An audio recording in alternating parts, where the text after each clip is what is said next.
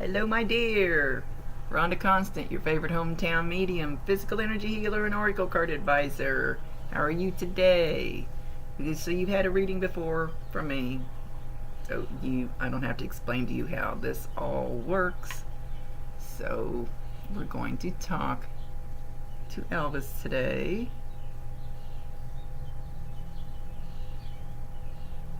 And okay, he says you need to let go of the guilt.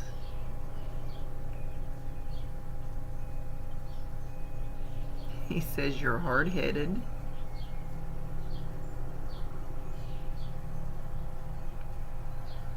Something about misery loves company.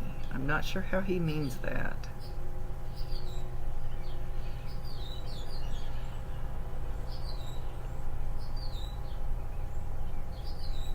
Okay, then he's showing, like, if you feel miserable, then it's kind of like it draws more of the same to you. It's like a magnet. It's law of attraction. It works 100% of the time. But he's showing it like let's say if I was miserable, then I'm pulling in more. I'm attracting it to me. You know how really, really super happy people attract really, really super happy people, and everybody wants to be around their light, and misery loves company. So I don't know if he's saying this about you.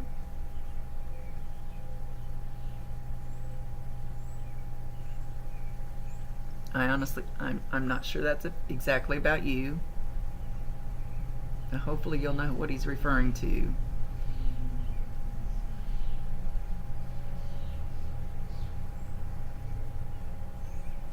He says there's nobody that should feel guilty in this.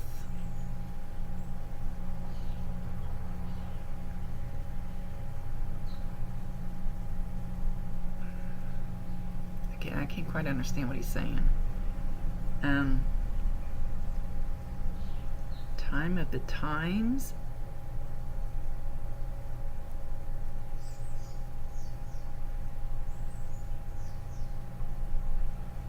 I don't know what that means. I'm just going to repeat everything that he says. I let them run the show. They know what we need to hear, maybe not exactly what we want to hear. And this is not an exact science, so every once in a while you might have to think outside the box, because he may not explain everything that he's wanting to get across. He may not explain it, so hopefully when we throw it out there, you're going to get it.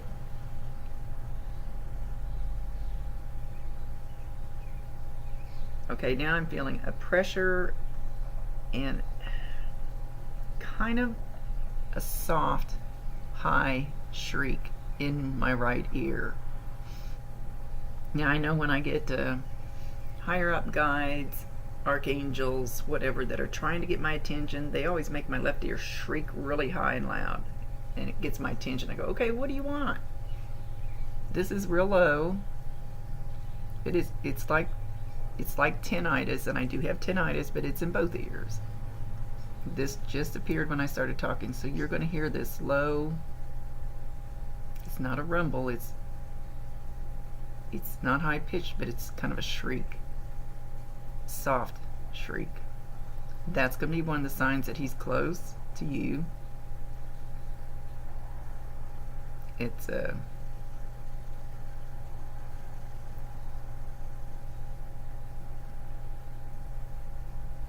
I thought it was going to change. Now it's just making it very clear that I'm supposed to hear this.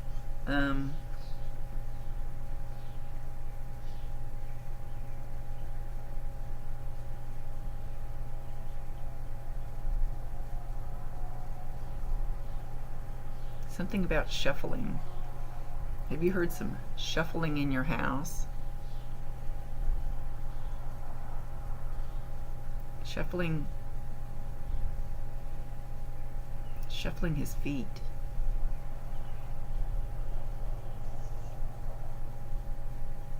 And you can always ask them if like if you're laying in bed and you hear feet shuffling in the other room and it freaks you out, you can always ask them to stop. You can always ask them not to do it, or only do it when it's not going to scare the bejeebies out of you, because I know that would freak me out, even though I'm always hearing bats in my belfry.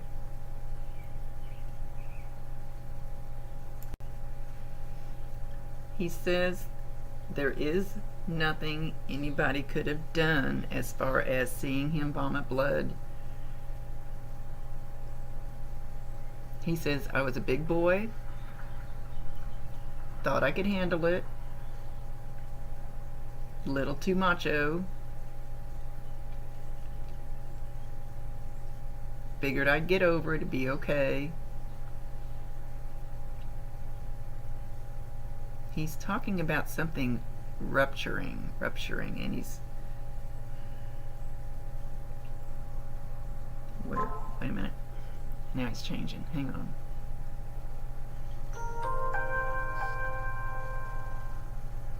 Something rupturing.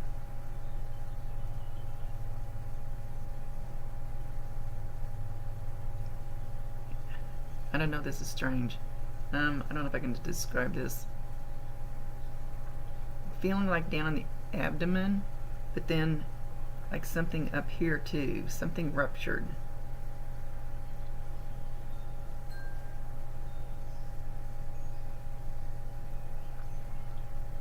Where this maybe was noticeable, he thought he could overcome something ruptured. Maybe he's talking about an aneurysm or something. He's not saying that word though, so I will not make anything fit. I mean, it'll come across as he wants it to come across. It's his show.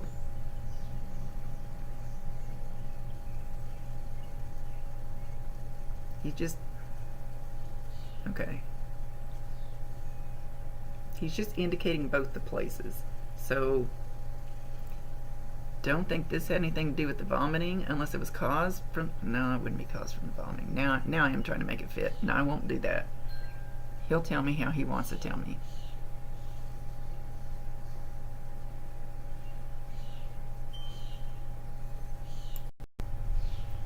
So he says the one that saw him doing that needs to... He's going like this. Let that go. You need to wash it off your hands. The blood is not on your hands. He says, totally my choice.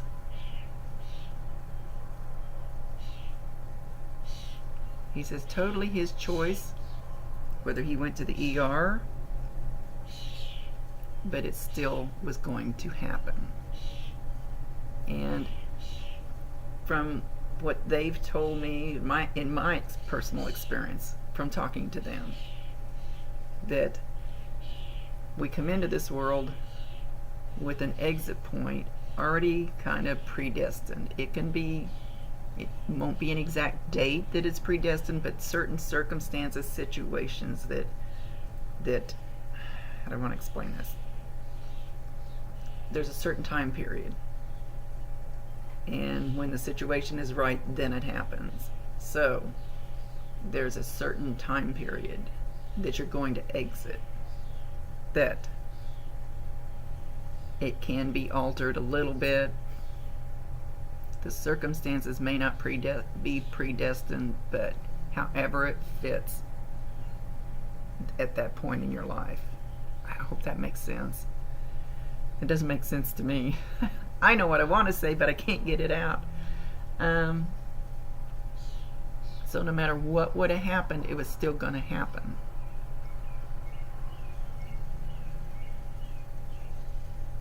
And while I don't believe everything is set in stone, there are some things that are just predestined, if that's the word I want to use.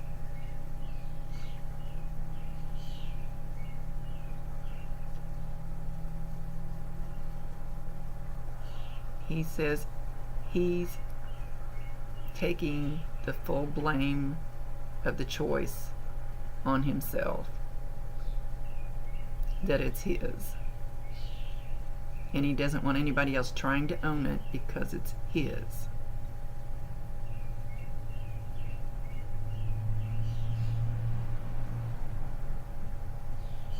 Something about being out of character, out of character.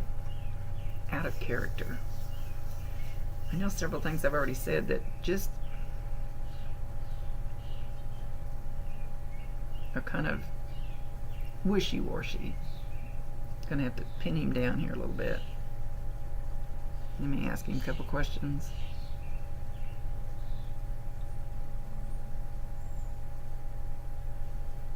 He says something about being wealthy.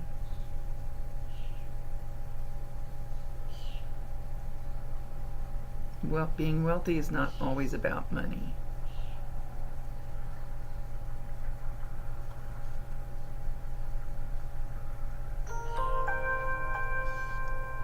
Alright. I'm trying to get him to give a couple validations so you know for sure that it's him.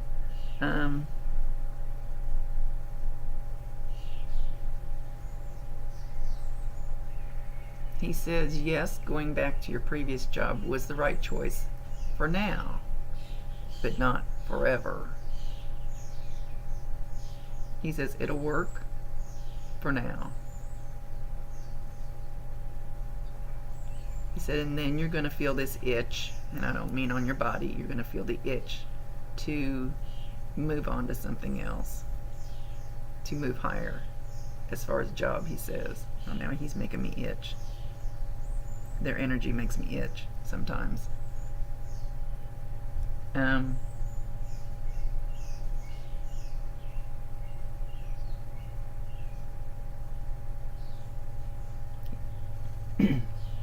He's very proud of you. He's actually bowing down to you. He's bowing down to you like this. Okay. Because of the way that you've held up, because of the way you've held everybody else up, because of the way you're taking care of the kids and supporting them, even when you feel like you don't have anything left inside of you. He's proud of you.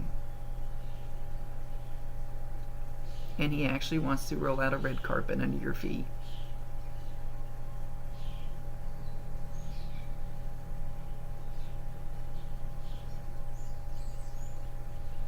He says that you've had the hair stand up on the back of your neck. He says, kind of like a dog. Hair stand up on the back of your neck. That's his energy when he gets that close. That feeling, that goosebumpy, itchy hair standing up, like when you get goosebumps on your arm. Sometimes your hairs will stand straight up. He says you've had it on the back of your neck, and that's his energy. And when you feel that, tell him, I know it's you, I love you, bring me more. He can hear you. Talk to him.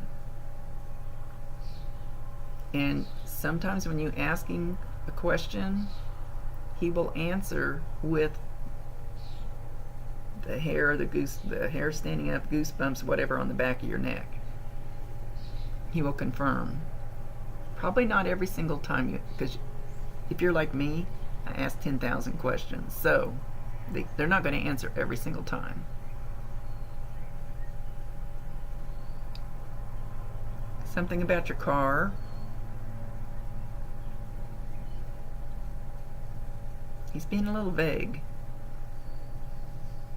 And I can't twist their arm. He's standing there with a bouquet of yellow lilies, big lilies, like the ones you see out in the yard, kind of like Easter lilies, you know, those big, but they're yellow. And they even have little black spots on the leaves. I don't have a lily in here. And he's presenting these to you, and this will be another one of your signs for all of you. You see a yellow lily. I don't care if it's on a billboard, a bumper sticker, Facebook, don't care, TV, whatever, wherever you see it, that's a sign. And tell him, acknowledge it, validate it, tell him you love him, ask him to bring you more, and you'll be surprised where you start seeing these signs all the time. He's going to let you know that he's around.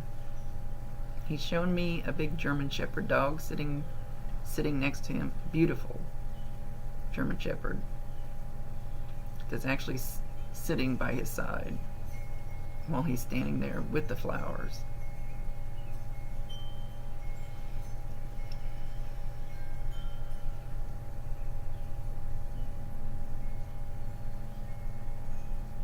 And I couldn't figure out why I kept staring down here. I have a little post-it here, and they will draw my eyes to things that they want me to say or tell you about. I have a little post that says, religion you pay for, faith is free. He wants you to have faith that he is there.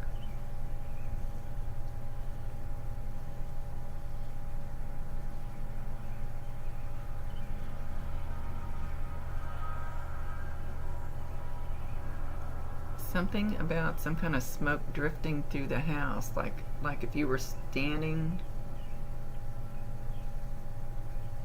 in the living room, and it just seems like this smoke smell goes right by your nose, just kind of a stream of it. That's going to be another sign. He's trying to show you that he's there. He's trying to show you that he's still with you. And as far as your kids, if they're old enough, I didn't ask you how old they were, have them tell him, and they don't even have to say it out loud. You don't have to talk out loud. Say his name and say, bring me that smell of smoke, or bring me that lily, or bring me that sign.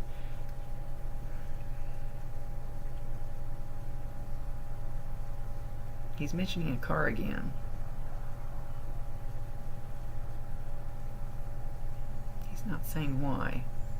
He just keeps mentioning a car.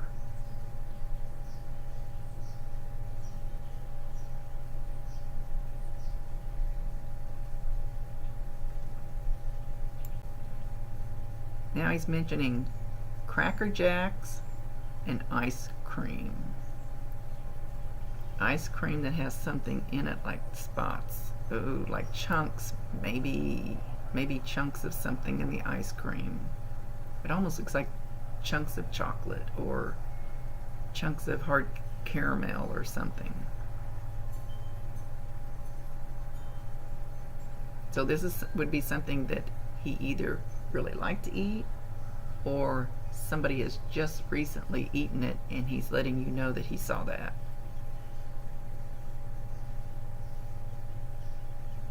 He says, hail, hail, the gang's all here. Somebody's having a celebration in the very, very near future, and he will be there. When everybody's there together, he's going to be there.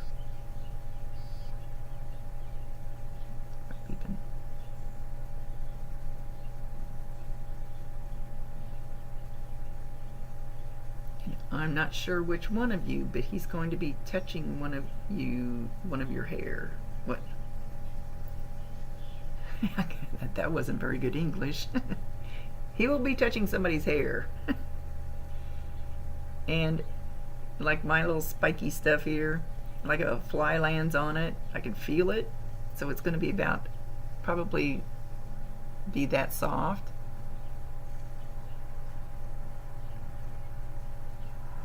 I'm also feeling him take his finger and go like this. So that kind of feels like, I always say bugs crawling. I mean, that's a horrible way to have to put it, but I don't know how else to get it across to you how it's going to feel, because it's just going to be so slight. I think I've only had one time where one of them actually came up and did something like that, and that was because I was doing something I shouldn't have been. Well, they wanted me to stop. So it's always, because it takes a lot for their energy to, they don't have the fingers to do it. He says he's proud of each and every one of his kids. He's mentioning a girl, a young girl, dark hair, very pretty.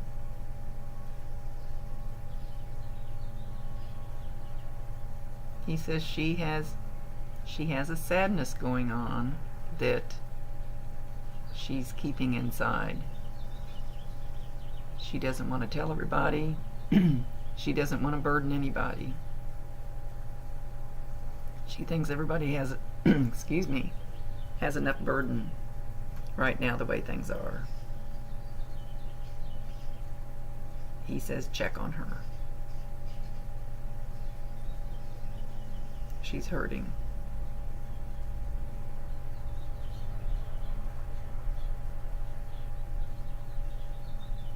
And he goes to her at night and he hums.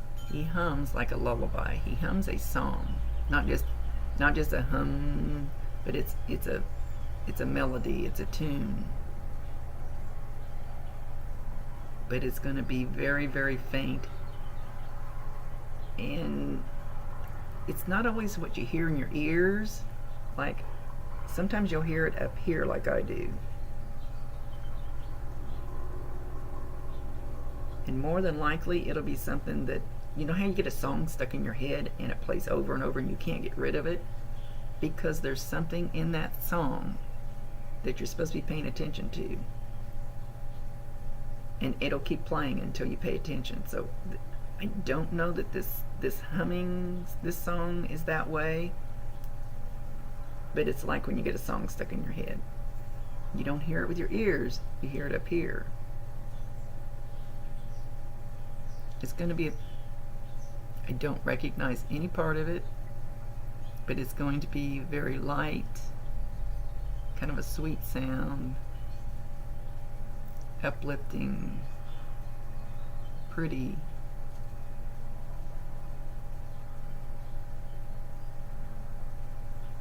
He says, not my general type of music.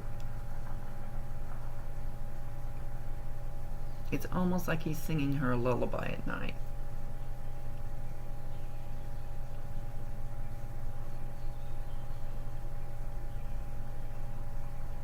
And he tells her, Daddy loves you. Don't know if she's heard it yet. If she does hear it, she might be afraid to say something to somebody.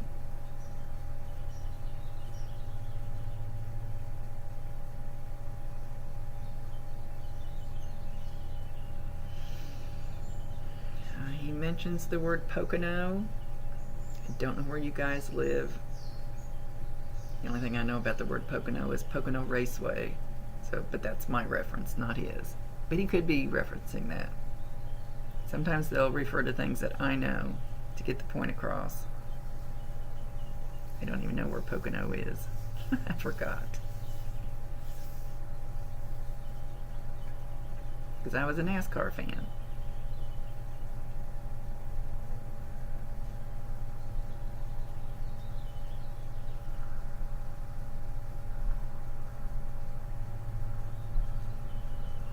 He said, excuse me, he said there was a few things that you got rid of that you really hesitated. Didn't think you should. Thought he would be mad. He said, it's just fine. Perfect. It's okay to let go of that stuff. That doesn't mean you're letting go of me.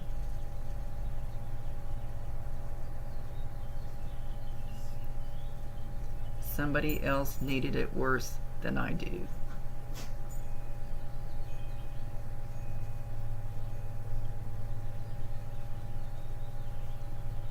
Okay, he mentions the name Harold. Now, when I get names, I don't usually get them exact anymore. I don't know why. So he's mentioning a male with an H or an HA name. If it's not Harold, I feel like he's probably a little older. Oh, well, I see 54. Now, I don't know whether he's actually that age, 54.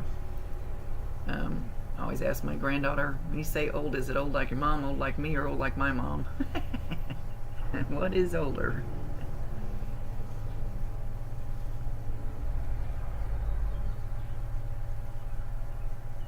He says he had happy times with you.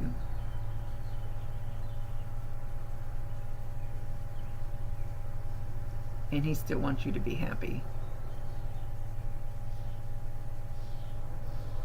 So he's going to be popping in to make sure that you are. And you can ask him for things. I always tell people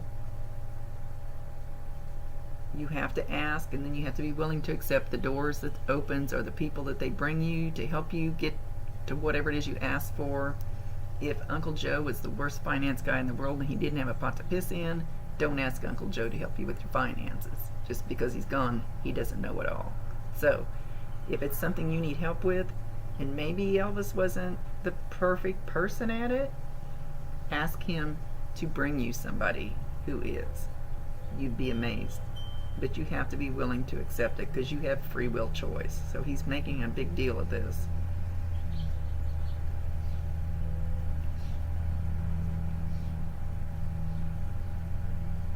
And that's what I do with my guides.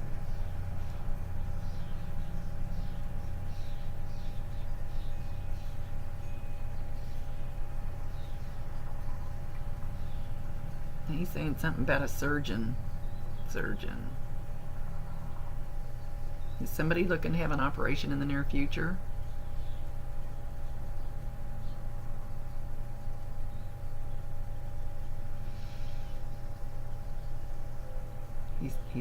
He's not saying any more about that. It will be fine.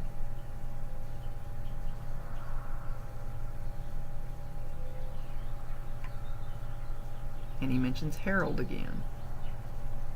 I don't feel a relationship with this Harold like with her grandfather, uncle.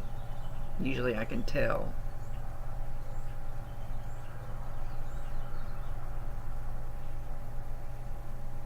He says he's a fatherly figure. So maybe somebody that he just really looked up to.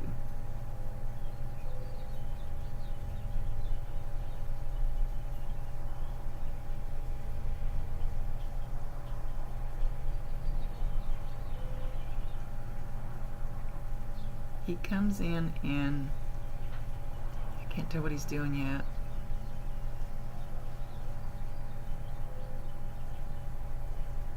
He's doing something on your nightstand in the bedroom.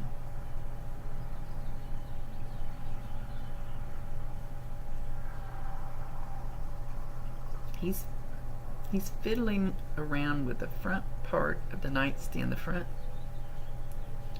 edge. I don't know if he's trying to open a drawer or if there's something right there in the front of it that he's trying to move.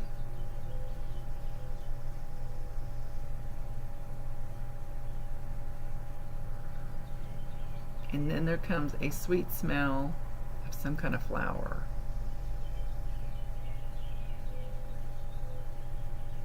Of course, I immediately want to go to roses, but I don't think it's roses.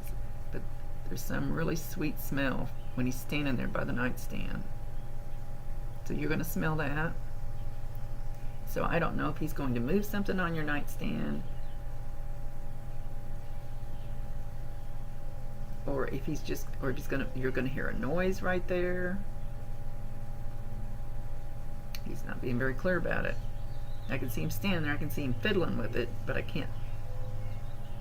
He's not being clear enough about what he's doing.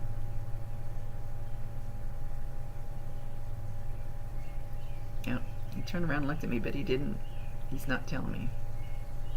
Anyway, so keep an eye right there. Now he's showing me a feather. You might have a feather appear there. Or something as light as a feather that's going to move or appear or something. You have to let me know. And sometimes I think maybe they don't know yet. Maybe it's something that he wants to try to do. Maybe he doesn't know how to do it yet. And I always refer to that movie Ghost, where he's in the subway with the other spirit, and Patrick Swayze has to learn how to trying to kick the can and flick the bottle cap or whatever it is he does down there. That's really, really close to the truth. They don't exactly know how to move things. The second we get up there, it's not like we're all knowing and perfect. So he's probably working on trying to move something or put something there. He wants you to know he's around, and that he says you're going to be okay.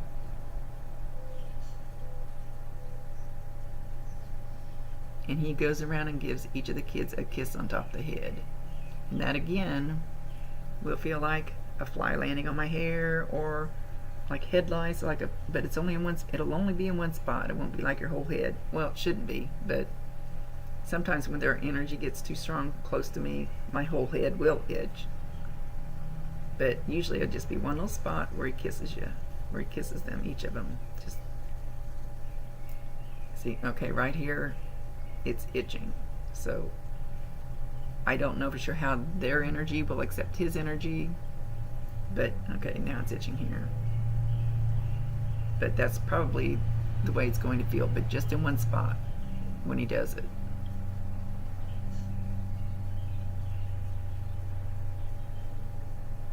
Okay, he wants you to know he still loves you. He's trying to say a nickname like Boogaboo.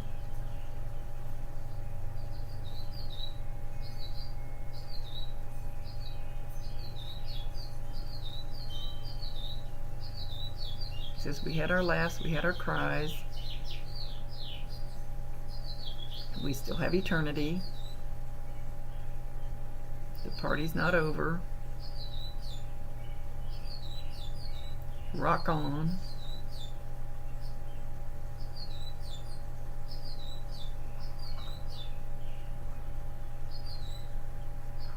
And now he's singing that song, I'll Be Seeing You. Oh, this is an old song.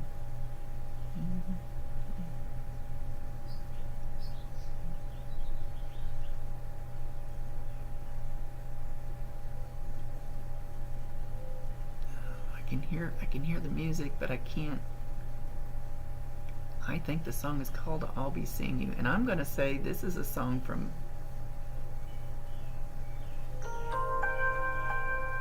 50s, like a wartime song. I don't think it's Bing Crosby. I mean, this song's from back.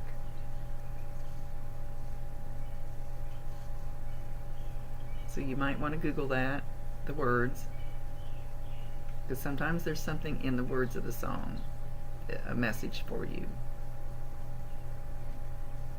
Man, I want to say this was in a movie too.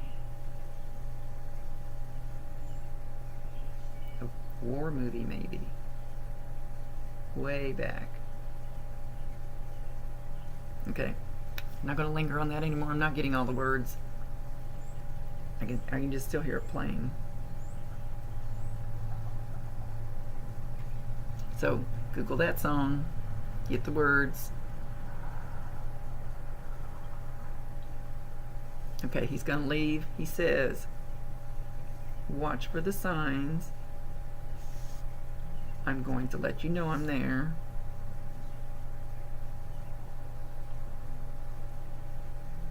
He mentions Grandpa. He doesn't seem to want to bring anybody else through, or even say who's with him. But he mentions Grandpa.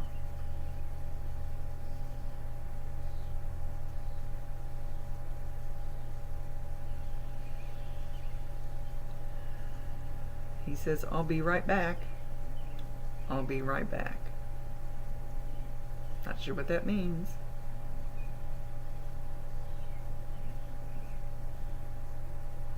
Okay, so I hope you got at least a couple of validations in there so you know that it's him, because I don't like to spend my whole reading validating everything that's happened in your life, because you already know what's happened. So hopefully there was enough that you know that that was him for sure. So much love to you. Thank you for the opportunity to talk to your loved one again. Rhonda Constant, your favorite hometown medium, physical energy healer, and oracle card advisor. Sending you love.